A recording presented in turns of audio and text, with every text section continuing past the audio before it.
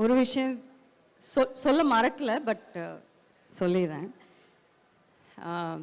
நீங்கள் சொன்ன மாதிரி எப்போவுமே நம்ம காதில் விழுந்திருக்கிற ஒரே ஒரு விஷயம் வந்து ஒவ்வொரு ஆணுக்கு பின்னாடியும் ஒரு பெண் இருப்பாங்க அப்படின்னு இருக்கிறது தான். ஆனால் ரொம்ப ரேராக நம்ம பார்க்குற விஷயம், நான் அந்த மாதிரி நிறைய பார்த்தது இல்லை. பட் ஆனால் இன்றைக்கி ரொம்ப சக்ஸஸ்ஃபுல்லாக இருக்கிற எல்லா பெண்களும் ரொம்ப சந்தோஷமாக இருக்கிற எல்லா பெண்களுக்கும் பின்னாடி கண்டிப்பாக ஒரு ஆண் இருக்காங்க. என் லைஃப்பில் நான் பண்ணுற சில விஷயங்கள், சினிமா தவிர, சினிமா நான் ரொம்ப வருஷமாக பண்ணிகிட்டு இருக்கேன். பட் நடுவில் தான் நான் வந்து என் ஹஸ்பண்டை மீட் பண்ணேன், கல்யாணம் பண்ணேன். என்னைக்கு அவரை மீட் பண்ணேனோ அன்னையிலேருந்து நான் இன்னும் மிகப்பெரிய விஷயங்கள் பண்ணணும்னு தான் எனக்கு கற்றுக் கொடுத்துருக்காருன்னு தவிர என்றைக்குமே எனக்கு வந்து நீங்கள் ஏன் இது பண்ணுறீங்க, இது எதுக்கு நீங்கள் பண்ணுறீங்க அப்படின்னு என்றைக்குமே கேட்டது கிடையாது.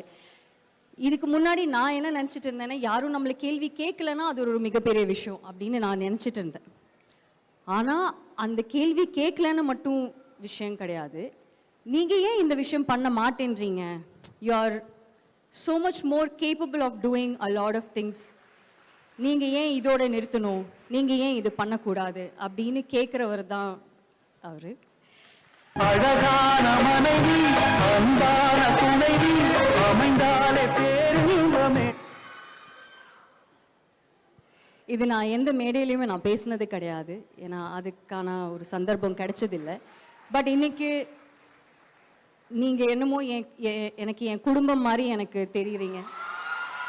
அதனால் உங்ககிட்ட சொல்லணும்னு நான் நினச்சேன். நீங்கள் எல்லோரும் ஒர்க் பண்ணுறதுக்கு எனக்கு கண்டிப்பாக உங்கள் லைஃப்பில் வந்து உங்கள் ஹஸ்பண்டோ உங்கள் அப்பாவோ யாராவது ஒரு ஆண் கண்டிப்பாக இருப்பாங்க.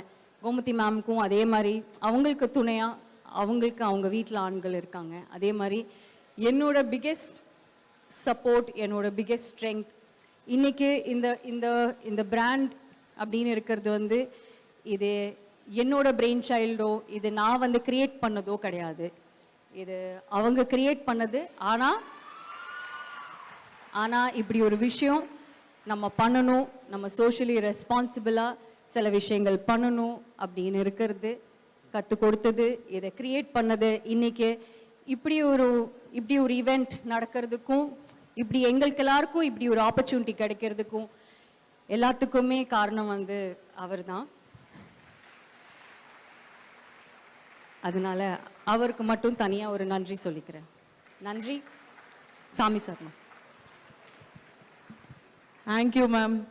ஷோ அவரு இப்போ மனசுக்குள்ள ஒரு thousands and thousands of butterflies அப்படியே சிறகடிச்சு பறந்துட்டு இருக்க மாதிரி ஒரு ஃபீலிங்ல இருப்பாரு.